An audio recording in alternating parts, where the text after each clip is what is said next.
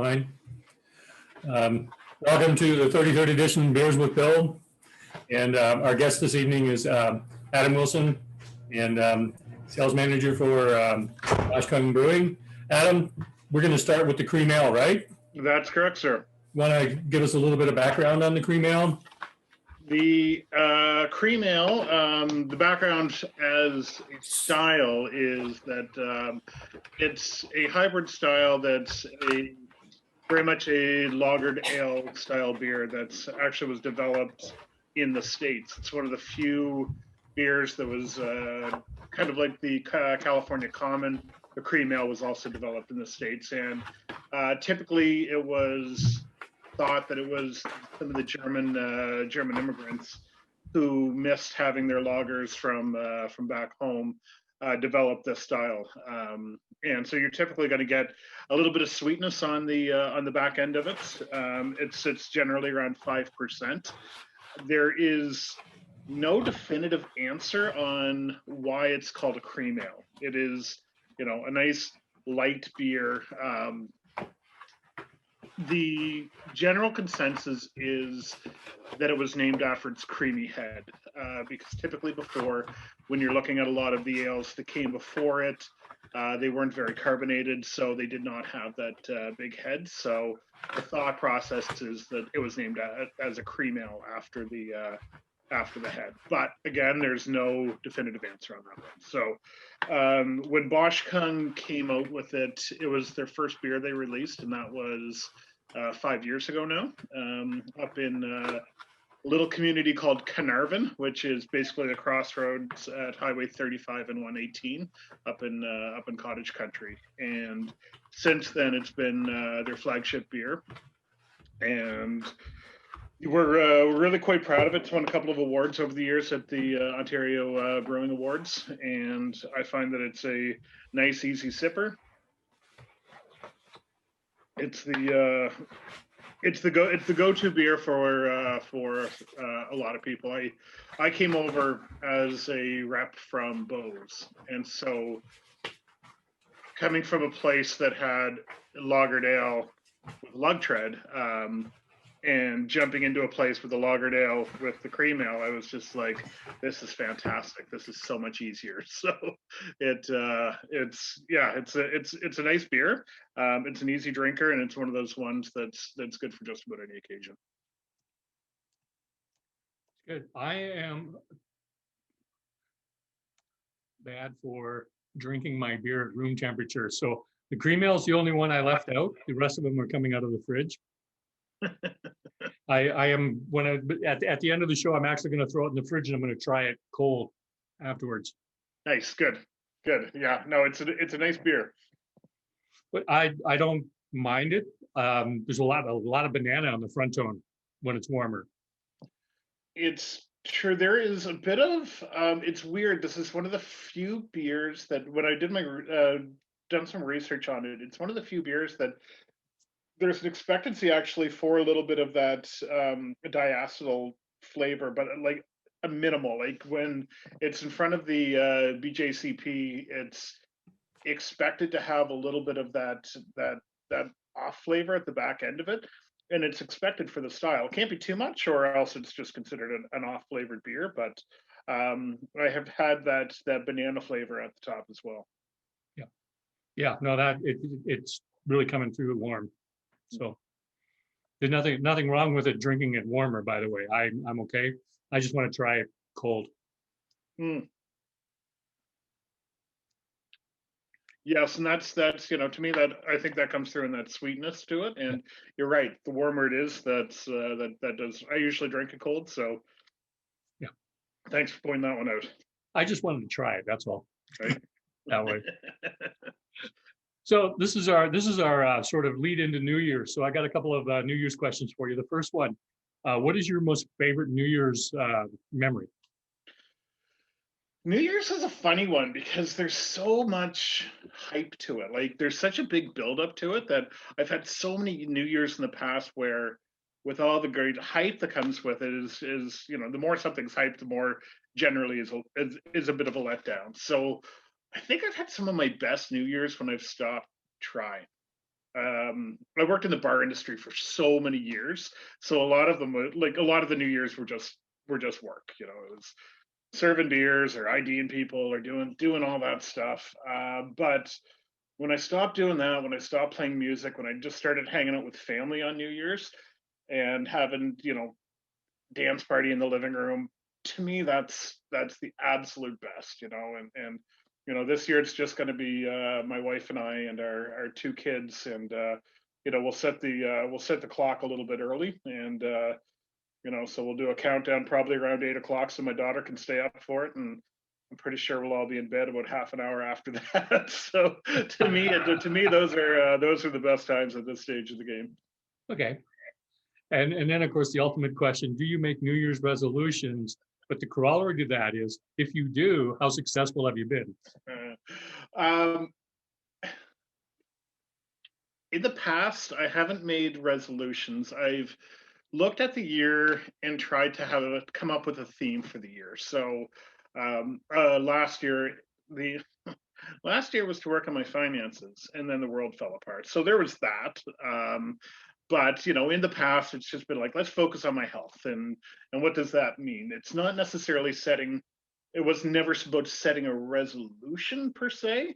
It was about kind of changing my mindset and putting a focus on something.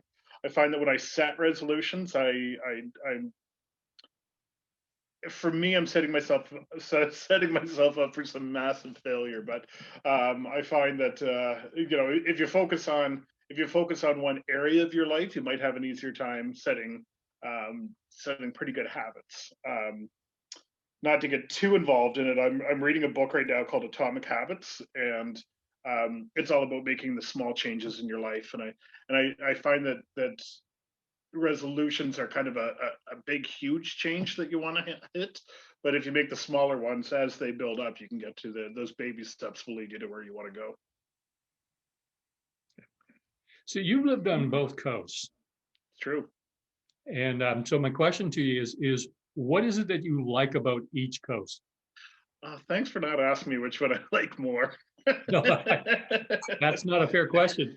It's not a fair question. What do I like about both coasts? I grew up. I grew up in Nova Scotia. I was born and raised. I was there till my late teens before I moved up to Ontario, and then a few years back, my wife and I had the opportunity to hit the West Coast. So I'll start with the East Coast, where I'm from. It's very stereotypical to hear rugged beauty when you're talking about the East Coast, and sometimes stereotypes are there for a reason. It is one of the most beautiful places that I've ever been to, based on just it's rough. There's no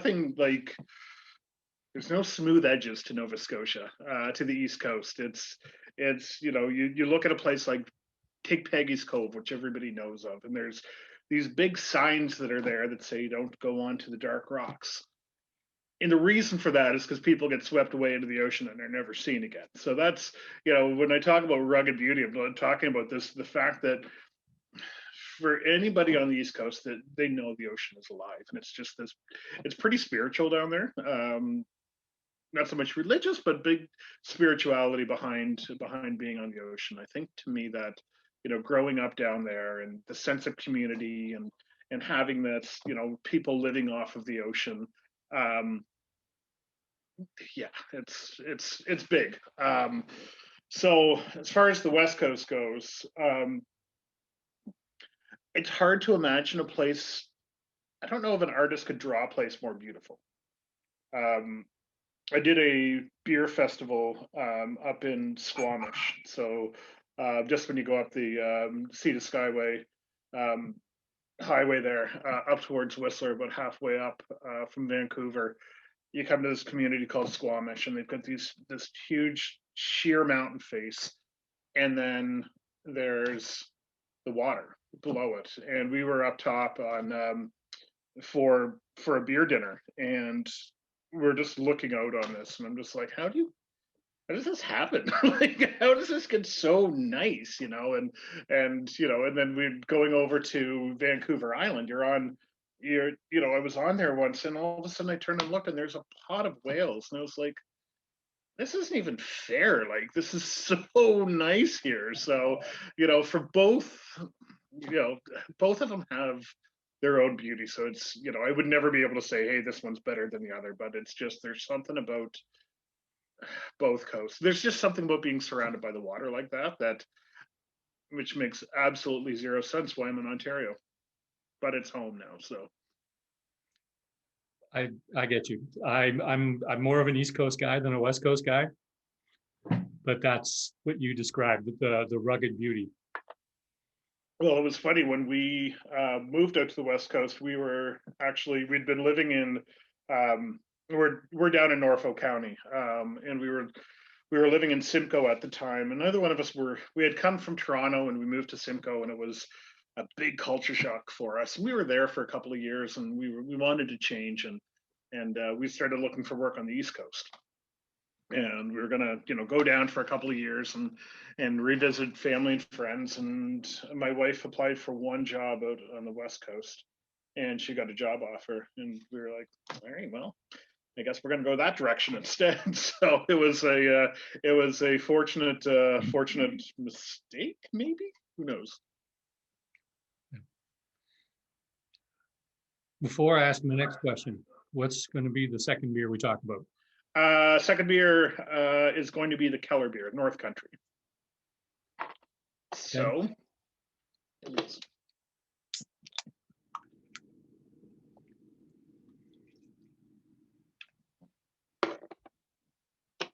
You want a little background on this one? Absolutely. All right. So, as far as Boshkung goes, the Keller beer was released shortly after the cream ale was. So, this is the can for North Country, and it's a style of beer that you don't see very often anymore. A Keller beer is, again, it's another German style beer, and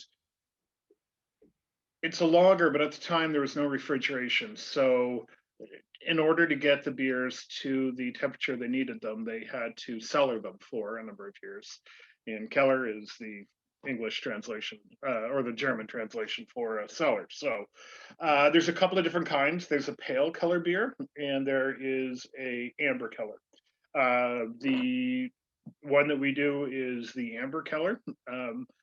So because it's a lager, you're still getting that crisp, clean, easy drinking flavor that's expected from a lager, but with the amber tones to it, there's some of that caramel that's added to it. So you're going to get those slight caramel flavors to it as well. And again, it's 5% as well. So another easy drinker. It's one of those. It's a great introduction to slightly darker beers for people. People, when they're coming into the craft world and they're seeing the dark beers and the IPAs and they tend to get a little bit nervous. So what you want to do is you want to introduce them to something like the cream ale first, because you don't want to scare them away. And then the Keller beer is a nice one as well, because it pairs really nicely with some nice barbecues. Because of those caramel tones in it, you're going to get some of those same flavors that you would get in, say, when you sear a burger or put a steak on. They pair up nicely. So it's an easy drinker as well. One of the things that attracted me to Boshkung was they've got some they're not trying to do something new every day. They're not following trends all the time. I mean, they'll do some trendier stuff, but the idea behind it is some of those more traditional beers that you're not seeing very often anymore. There's very few cream ales that are on the market.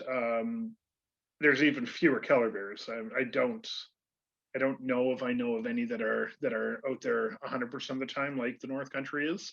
Our rye ale. Like, you've got some of these really nice beers that aren't, we're not making the smoothie sours and that sort of stuff.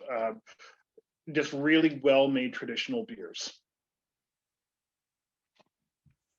Good. I'm going to ask you a question now.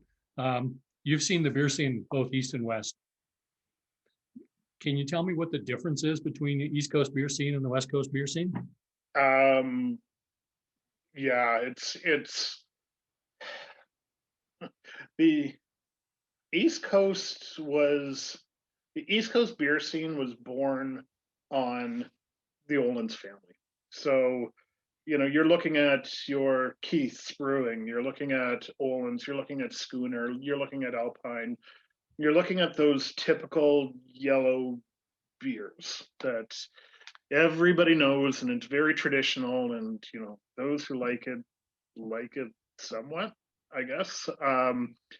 It's That's where the Nova Scotia beer scene came from, and it's only been recent that the craft scene has taken off like it has. I think at the moment there's something like 47 or 48 craft breweries in Nova Scotia, which is phenomenal considering that the biggest city, which is Halifax area, only has 500,000 people in it. So, they're popping up everywhere, but they're young. So, for every good one, there's probably 6 or 7 that still need a bit of maturity to them before they're, good to go. Whereas the East Coast or the West Coast it's built on craft beer. I mean, it's some of the old timers in the industry. You look at a guy, some of the guys that have been out there that started up Dick's, which is a little brew pub that was in downtown Vancouver. These guys have been around the industry for 25, 30 years, whether they were at Amsterdam and Toronto or whether they were out on the West Coast doing at House Sound Brewing and that sort of stuff. So those, for every, I guess it's the opposite. For every one of those breweries that still need a bit of maturity, there's 7 or 8 breweries that are nailing it every single time with everything they do. Who's your favorite East Coast brewer? Good Robot. They're based in Halifax, and they've been around now for 5 or 6 years. And they've got this little setup down on Robie Street in Halifax, and they do this jalapeno Mexican lager that is every single time I'm down there, I'm just like, I've got to go by Good Robot and grab as many of these as I can. And my brother, when he travels down, it's the same thing. He has to grab the same thing, and he never brings any up for me, and vice versa. We don't actually share with each other. We're just, we get to the brewery by ourselves and take a picture of it and give each other the finger, and off we go. And the typical brotherly love that you grow to expect. But the beers are really good, but the people there are amazing. Like, they're so kind and wonderful, and you walk in, and whether it's your first time or your 50th time, they treat you like family, which is one of the things that it caught me off guard. The last time I went home, I got there. I actually went there before I went to my dad's place. We got off the plane and we actually drove to the brewery before we actually drove to my father's place, and I was just like, well, I got to see these guys first. You say, I'll bet Dad was impressed. Yeah, right. There's some wonderful breweries down there. Propeller's down there. Unfiltered makes some of the, I mean, it rivals anything you're going to find in Toronto or anything you're going to find in Vancouver. Their shtick gets a little bit old. They basically, you walk in the door and they're cursing at, and which is funny the first time or two you go in there, but the 7th time you're like, all right, I get it. Stop cursing at me, and can I just drink the beer? But for me, Good Robot stands out. Okay. Who's your favorite West Coast brewer?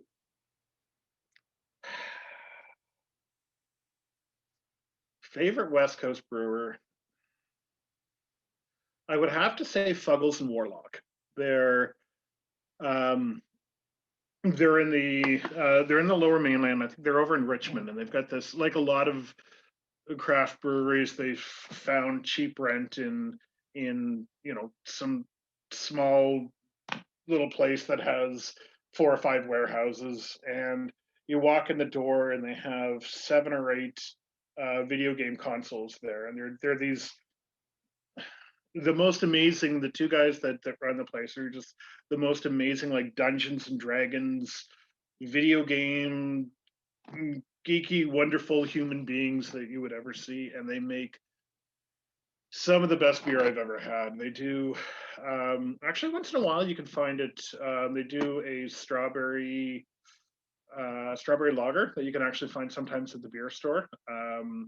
It's typically not in it's probably 7 or 8 months by the time it gets into the Ontario system, but they make a porter that I love it. I just absolutely love it. But you've got guys like that. You've got guys like Four Winds that make one of the best sours in the country.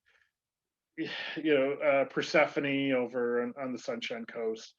It's the list goes on. There's a lot of amazing breweries that way.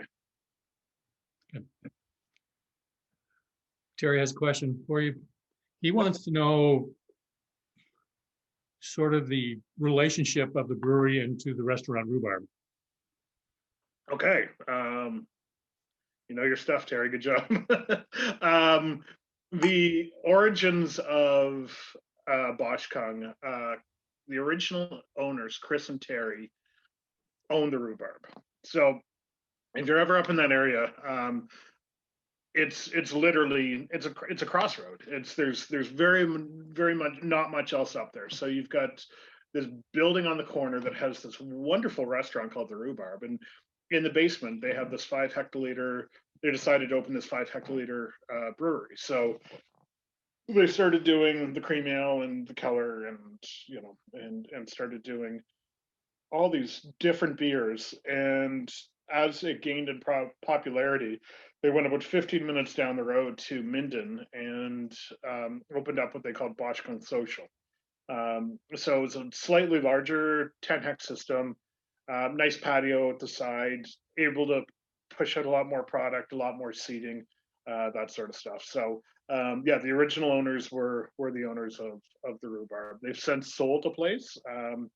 They still own the Rhubarb, but they've sold Boshkung to another group of people. So, but they're still very much involved. They buy our beer all the time, and it's a wonderful relationship. Yeah. So you had a lot of changes in your life in the last year. Did. You know, you had a new member in the family. COVID happens. You've switched jobs.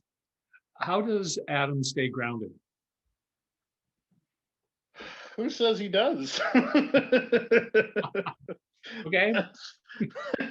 No, it's we welcomed a little boy to the family back in January, and he was Ronan was 4 weeks early, and so you go through that whole bit, that anxiety that's having a newborn, that things aren't necessarily perfect, and then he's in an incubator for a week, and then they're not coming home the next day or the day after. So to me, that was the hardest part of my year, was really that first couple of weeks in January. And then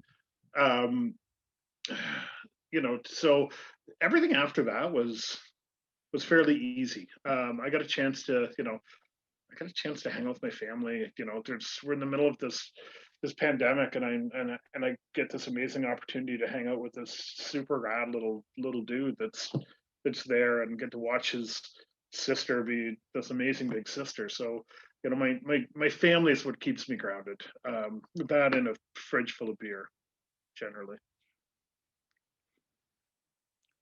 So if I open the fridge, what would I find in beer?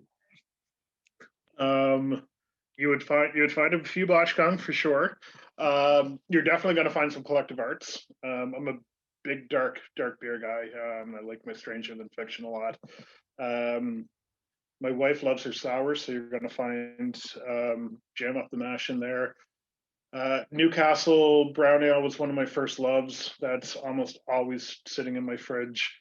When I get a chance to pick up some, when I get a chance to get to Bellwoods, it's in the fridge. I still love me some Bows, so there's always going to be some of that kicking around as well. I love supporting local. There's a few breweries around here that you're going to have New Limburg is always going to be in my fridge. Charlotteville down the road is another one too.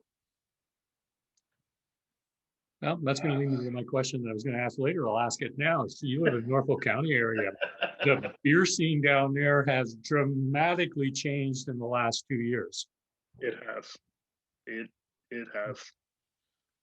It's so when I first came down this way, so I'm trying to think, it was 2011 or 2012, somewhere around there that I first moved down here. And there was really only one spot for craft beer. And to say they needed some work is putting it nicely. I work in the industry. I'm in sales. I want to make sure that I'm not being mean. However, there was. But since then, I mean, it's first New Limburg opened up, and I don't know if any of you guys have tried anything from New Limburg, but they're basically a Belgian brewery. They do blondes, they do the trip ales, they do the quads, and they do it all super well. And it was a family that opened it up. The dad's name is Joe, the son is Misha, and the son is the brewer. And Misha left to go do his own thing, and now he started up another brewery called Muse. And Muse just won basically everything at the Ontario Brewing Awards a few weeks back. And he's back helping his dad brew beer at New Limburg. So there's a little community called Nixon, which is just outside of Simcoe. And they used to have an old schoolhouse. Well, the family bought the old schoolhouse. So the tap room is basically like the old, grade 4 English class. And it is so cool because all the blackboards are still up and people leave notes on it. And, they brew the beer in the gym, and, it's amazing. I wish my high school was like that. It's just so friggin' cool to walk in there. And then you've got Charlotteville Brewing, which is a couple that started it just outside of Walsh. And again, they were one of those ones that kind of needed a bit of maturity, but they bought this farm and they started doing their own hops. And Graham, you're correct. It is just up from Bill's Corner. But they found this, they make this gorgeous pale ale, and Melissa's she's one of the owners and she's the brewer as well. And the stuff that she's doing, like, again, I keep talking about the dark ales. When she makes this stout, I'm just like, can somebody just call me and tell me when it's ready? Because I just want to drink it every single time. And Jarvis has a new one, Concession Road Brewing. They're doing some wonderful things. Like, the whole area is just getting really nice. And, you don't have to travel up to Hamilton anymore or down to Niagara. You can actually find some really good stuff in your own backyard. Good. What's going to be the third beer that we try? The third beer we're going to try is the Boshkung Life. Yep. So this one, doesn't matter how hard you guys search for this one, it's not out in LCBOs yet.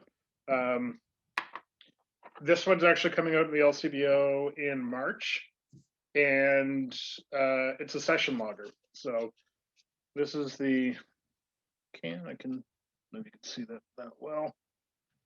This nice blue Boshkung Life. So Boshkung, by the way, is a lake up in Minden.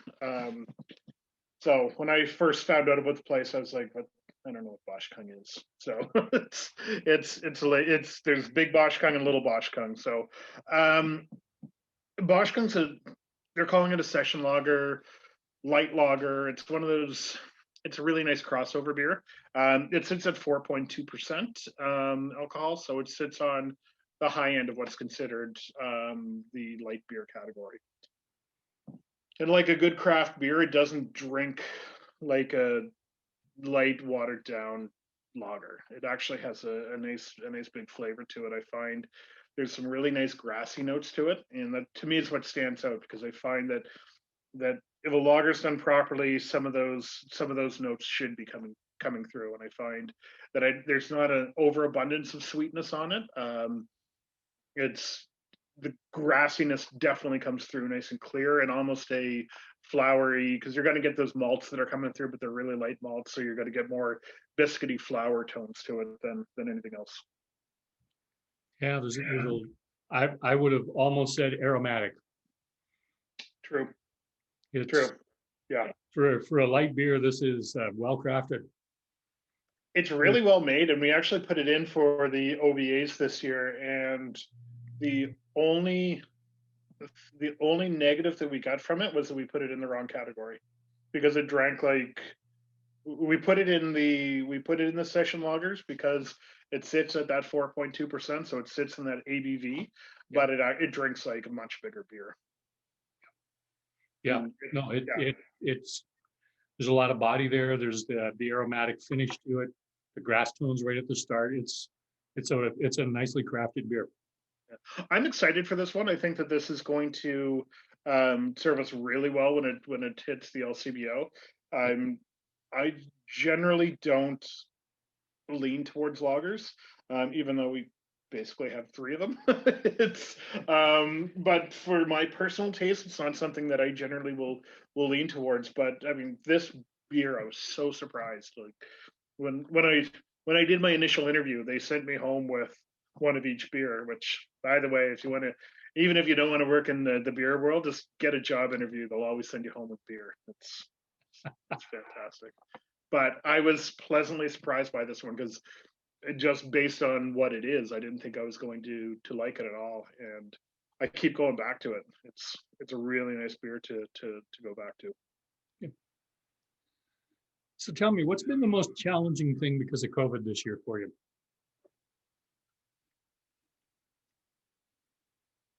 Leaving my house, to be honest with you. I find that COVID's fucking weird, guys. It's this whole thing is weird. And I mean, I'm in sales. I'm a social guy. I'm out there. I meet people every day. This is what my job is. And so when I get home after work, I don't generally want to hang out with a lot of people. I want to spend time with my family, maybe a couple of the neighbors, and that's about it, because I'm pretty exhausted. Since this has all happened, I mean, with COVID, I was off for 5.5 months.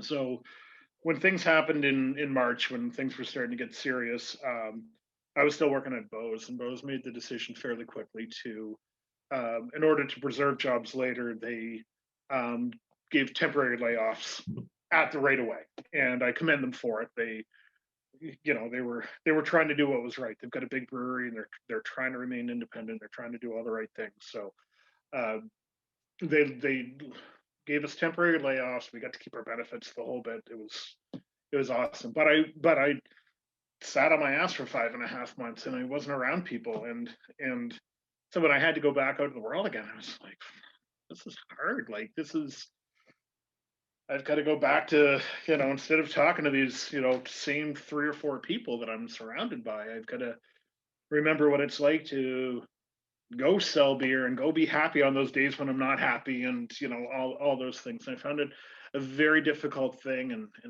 And the other tough part was, calling, responding to people who, we all have people in our lives and that don't take this that seriously, and they're like, come on over, like, let's hang out, and calling friends and family and just being like, no, I've been waiting my whole life to do that, but I mean, to actually have to do it is really difficult thing to do. So it was, I think from that standpoint, that was probably two of the more difficult things for me for this whole part. And knock on wood, I mean, I haven't had to deal with anybody in my circle being sick or dying or anything along those lines. So I consider myself very lucky.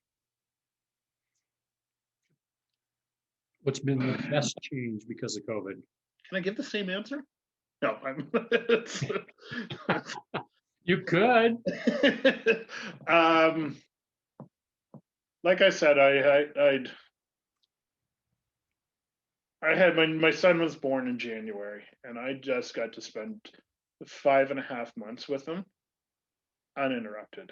And it's I didn't get to spend that kind of time with my daughter when she was born. My daughter and I have a wonderful relationship, but I didn't get to spend every single day. I got to spend a week or two, and then I had to go back to work every day. So that part has been amazing. I got to spend, close to 6 months with both of my kids, building up that relationship, and it's been pretty amazing. It's the other side of the coin is too is with the newborn is I got those sleepless nights and I didn't actually have to go to work completely exhausted the next day too. So that was pretty helpful. But yeah, no, those were that was probably the best part of all of it. That's fair. That's fair.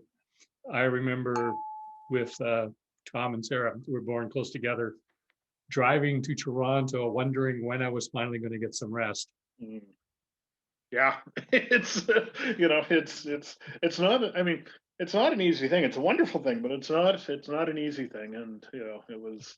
I think the other funny part was at the very beginning of all of it, and I knew I was going to be off, and we had some money. We had some money set aside. We had a couple of projects we were going to work on, and we had one of our neighbors. We had a wrought iron, or sorry, just an open fence between the two of us. And their dogs are such assholes. Like they would just be at the fence barking nonstop. So I couldn't have my kids out in the backyard playing because these dogs were just like losing their mind all the time. So at the very beginning, I was just called my other neighbor and I was just like, hey, you want to help build an 8 foot tall fence that the dogs can't see? That'll be fantastic. So we got to put that up and that was great. And while we had the post hole digger, I was like, all right, well, I want to put an extension on my deck. So let's put the holes in. So we put the holes in, put the posts in. And then I waited a few weeks before I bought the boards for the deck. And then one of the weird things about COVID was you couldn't buy pressure treated lumber to save your life. So I sat there with these 21 holes dug in my backyard for most of the summer while my daughter's running around tripping over them almost every single day. And I'm like, I've got all the time in the world. I could build this thing in a weekend. And here I am for 3 months sitting on this thing. So yeah, it was, and that's what annoyed me about COVID. That's what came to my mind as soon as you said that. I was like, if he waited 2 weeks, he didn't get any lumber. Like, and my neighbor was smart enough. He got it a week before me, got everything. 3 days later, you couldn't find a damn thing. It was. Yeah, it's been challenging, that's for sure. So what do you find that's new and exciting in the craft beer industry right now? The sense of community, for starters. People are trying to find ways to help out their clients, their partners, their restaurant partners as much as they possibly can. So one of the things I've always loved about the industry, and I double down on it now, is there's this sense of camaraderie that is happening in the craft world right now. That we've got, you build relationships with these bars and restaurants. You get to know them. I mean, shit, you had your place, Bill. I mean, you build these places up, and it's not just business. Like you become friends with these guys and these women, and when you find out that they might be closing their doors because for the last month or two they haven't been able to have somebody sit down at the bar, it's tough. So it's finding exciting ways and finding new ways to, whether you're making a deal with them or you're finding an absolute, a really cool new idea, a new promo or something that you're working on. So as far as that side of the business goes, that's to me what's exciting. As far as the beer goes,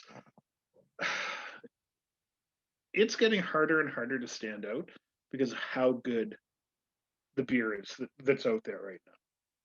So again, I go back to, if you're able to make a good traditional beer, you can stand up by yourself just on that alone right now. And then you have the other side of it. I mean, to me, I think one of the most exciting breweries that's out there right now is Collective Arts. I know I mentioned them once already, but they haven't just sat back on their um, regular beers.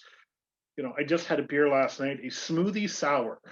So they have thrown granola in with banana and strawberry and blackberry puree and all the stuff, and you're just like, how the hell does this work? And yet I mean, Ryan Morrow is one of the best brewers in this friggin' province right now. But on top of that, they're doing their gins, they're doing their hard teas, they're finding new ways to, and every time you turn around, they're doing a pop up at somewhere new. Like they've got their beer for sale, and it's almost like they've got an additional tap room. So, when you look at companies like that who are able to work around the problems that are happening in the world right now and finding ways to make it successful, that's the good stuff that's happening.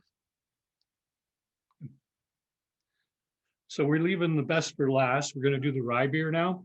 We are, and I will, just a small disclosure, I'm drinking out of one of my daughter's sippy cups because I was having a drink of this beforehand. I sat down in front of the computer and I was like, shit, I forgot to get another glass for this one. So,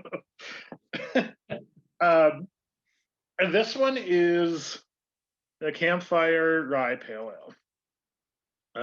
It is our seasonal beer that's in the LCBO right now, and it just won. Thank you for showing the clarity on that one, because it doesn't show through the colors, show through the green glass. So, so the rye ale style is typically a very dry. It's a very dry beer. The rye malt brings, it's super dry, and it's also got this really nice spiciness to it. And I find rye ales are very, you like them or you don't. Like there's no in between. There's no, that one's kind of okay. It's with the rye. It really lends itself to one way or the other. We use some smoked malts in this as well. So this just actually won best smoked beer at the Ontario Brewers Awards 3 or 4 weeks ago. And I was pleasantly surprised by it because the smokiness is so subtle. Generally, when you're putting a smoked beer into this category, it's over the top. It's like a Rosh beer. You're getting, it's tasting like oysters, and it's going to be blowing the back of your head off with how smoky it is. But this one is, unless you're told that it's there, it's there to round out the other flavors that are in the beer, because you don't just want the rye. You want to have something to offset it. I find that the slight smokiness that comes behind it does a really good job with it. So a lot of things in this beer. It is, isn't there? Yeah, that's a lot of complexity, but smooth.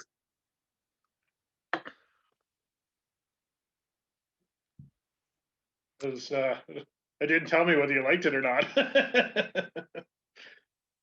I'm enjoying it. Yes. Oh yeah, yeah. Yep. Yeah, good. I'm glad. I'm more of a Scotch guy. Yeah. My favorite Scotches are smoky Scotches. So when I first tasted this, it was kind of like it's a weird flavor there, and then it's like you said, smoke, and I'm like, yeah, there is right at the very back. You're right. Yeah, it's not typical. It's not a typical smoked beer. It really isn't. Like most brewers that try to, this is one of the things with the craft world is when there's very few brewers that are really good with that subtle touch. Most of the time, what's on that label, that's what they want you to drink. Are you drinking a raspberry sour? Here's all the raspberry. Like, are you drinking a smoked beer? This should taste like Lagavulin, or Lafroy. Like it needs to be. It's almost like they need to prove how, big their smoke is. Take that how you want it, but it's to be able to have some of that subtleness to it.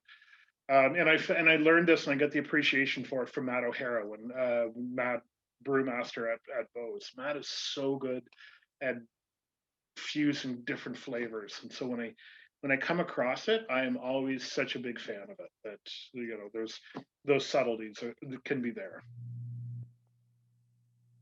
I'm actually liking the back slight hint of milk chocolate in it.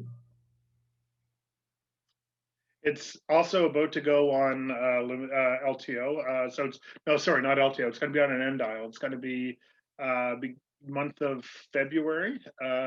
It'll be on the Ontario Craft Brewers end dial at 40 different LCBOs across the province.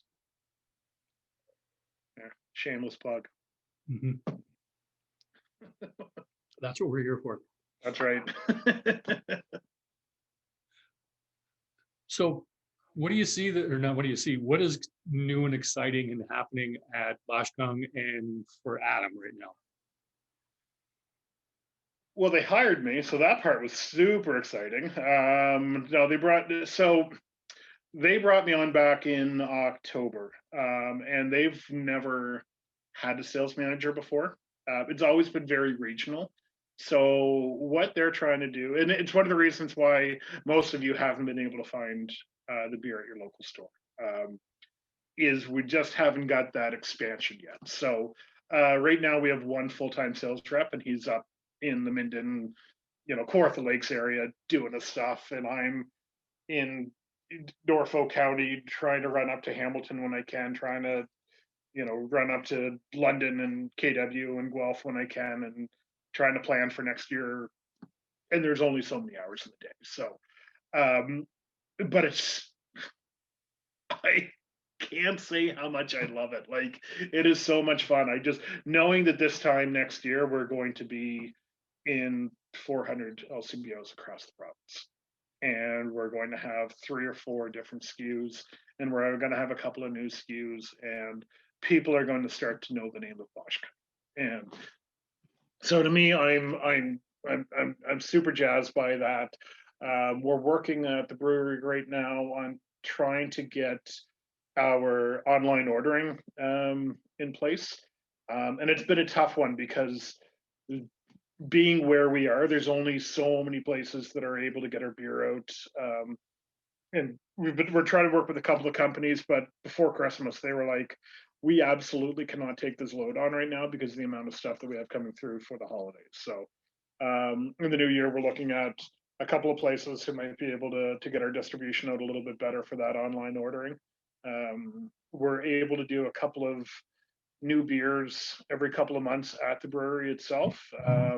We just had a gingerbread stout over the holidays that was called Drop Dead Gingerbread that was really nice, really nice.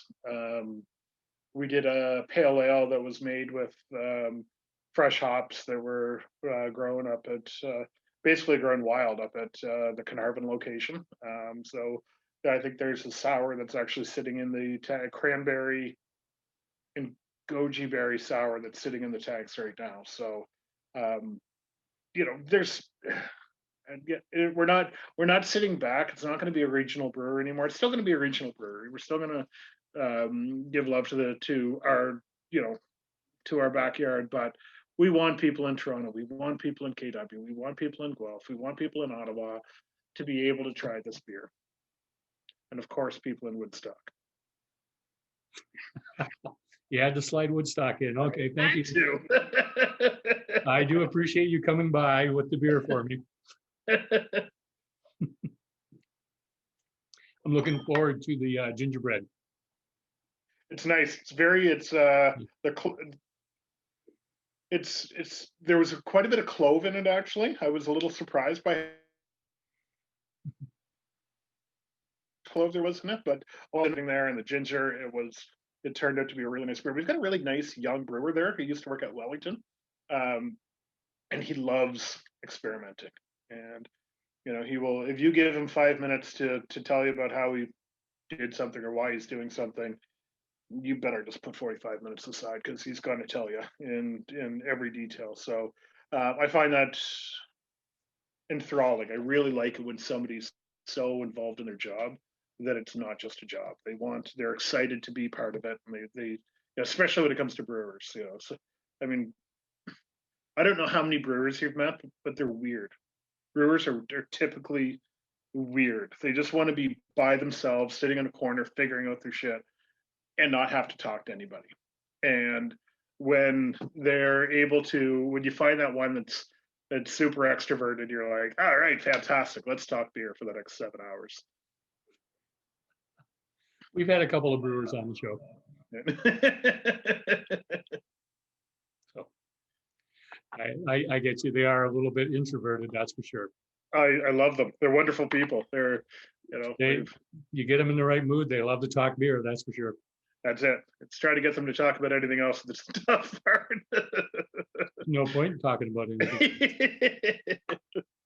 So I do have one simple question. All right. If you could pick one style of beer, what is your favorite style? That's not a simple question, Bill. What time of year is it? What are we having for dinner? Perfect answer. That's exactly. There's no such easy answer to that. I will say though, that I'm on the malt end of the spectrum. I like my darker beers. My first love outside of your typical yellow beers was Newcastle Brown, and it'll still find its way into my fridge.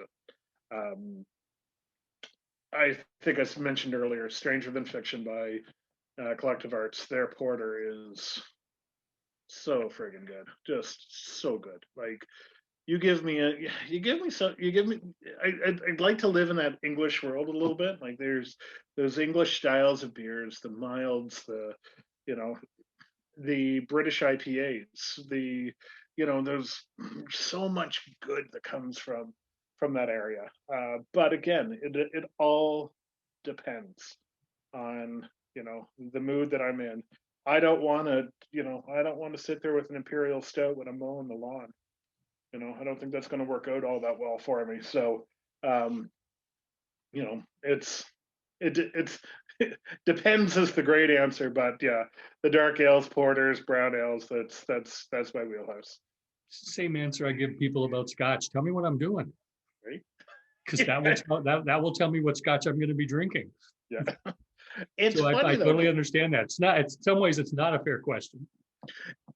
So it isn't. I think the tough part though is because there's so much out there. Like it's the best part about the craft world, and it's also the hardest part about the craft world. There's so many different flavors out there, and if you don't know, like when I have people that are coming to me for the first time, they're like, well, what's good? And I'm like, well, if I give you this Rosh beer, you are never, ever going to do this again. Like you will never try this again. If I give you a triple IPA, then you're out. Like you are going to go back to drinking Busch Light, and we're never going to see your face again. And so you've got to introduce them. You got to give the gateway drug. Let them have the lug tread. Let them have the cream ale. Let them, try the Keller beer. Like these beers that are not going to be offensive to the palate and scare them away. And something like a Newcastle Brown, it's not. It's one of those beers that's nice and light, and it's easy to drink. And Ed, your friend. Sorry, I'm just reading Ed's comment there. Matt Tom, that's what gateway is that going to? got that. We got to go back up on one of those. So who is your young brewer from Wellington? His name is Jeff. I am trying to think of Jeff's last name. Okay. Yeah. No, Jeff. I'll ask Marvin next time I'm talking to him. Yeah, he's pretty awesome. He's a lot of fun though. We're about to get a cat. Yeah, no, it's you've got to find the right way to get people in. My wife loves sours. She doesn't really expand much outside of that world. She loves all of her sours. So I'm not going to give her an IPA. I'm not going to give her a stout. I'm not going to do any of that stuff. And just because I love something doesn't mean somebody else is going to. So figure out what they like first, and then try to find some commonality to it. That's so true.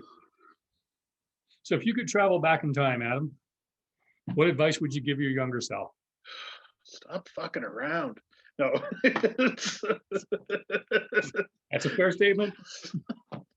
I what advice would I give to myself? All right. I'll answer this by telling this story. In my mid-20s, I was bartending at a bar in Toronto called Axis up in the Junction. And so I spent about 15 years as a bartender, bar manager, and only because I didn't know what I wanted to be when I grew up. It seemed obvious just to keep bartending and having fun. So I decided at that point that I thought it would be a good idea to get into selling beer. So we had a golf tournament every year, and it was, your typical bar golf tournament. Everyone went out, and nobody knew how to golf, and everyone just got drunk and had a good time. So my manager set me up with a guy from one of the early craft breweries in the foursome, and they were looking for a new sales rep, and he was like, "I'll set you guys up.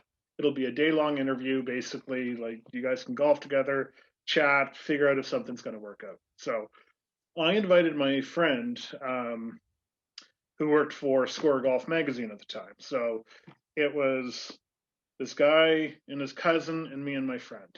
My friend's nickname was Dirty Mike. That should pretty much tell you just about everything you need to know about this guy. So we get on our cart, they get on their cart, and we basically start having beers at about 8 o'clock in the morning. By the time we get about the ninth round, this guy who's the sales manager over at this brewery, him and his cousin are talking to us anymore. It was, we were treating it like it was, I stopped treating it like an interview. So if I had to go back in time, I would just be like, dude, you can go without the party for a single day. Just focus for a minute. And it was, if I could figure out how to focus back then like I can now, that would be it would I probably would have started this a number of years ago. And if you could leave everybody with one thing from this talk, what would you like them to take away from it? God, I mean, the fact that you guys all come out to this every month is super cool. I don't know if I can add more to that. Like, it's, you're out and you're trying beers and you're learning. I think the big thing for me, and I don't know if it'll, go to you guys or not. I don't know your lives, but I started this later anyway. I mean, I was 40, I think, when I first started in the actual beer world, and it's one of the things that just plays over and over in my mind is it's not too late to find something you absolutely 1,000% adore. Like, you could be going to work every day and working a job that you hate because it's comfortable. You're going to find so much more love if you get uncomfortable. Like, you will find something. I mean, if you're going to be out of your house from 8 to 10 hours a day, away from your loved one or away from your dog or away from, whatever it is that brings you joy, then you might as well fucking enjoy it. Like, you might as well find some love out of it. And the fact that I was able to find that, I think if I could say anything, I think that would be it.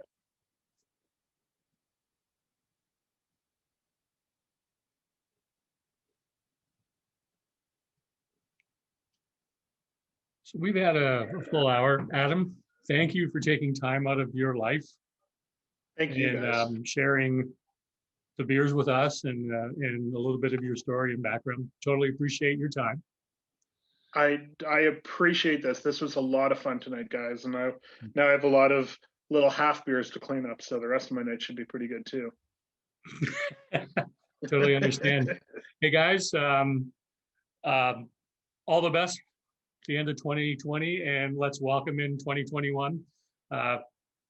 Zach Gordon from Cowbell is joining us next Tuesday. And then Dave Soner from Allura Brewing is back on the show again the following Tuesday. John and Aaron from Little Beast is joining us for the third week. And a friend of Tomas, Brett Taylor, who wasn't in the ale house, is joining us. And then our first show in February, Remy is doing a tribute to Kickoff. Nice. So we've got an exciting 2020 started out. I'm booked into the middle of March already. So we get lots coming at us. And Andrea, I have not forgotten about the wine. I am working on that tomorrow.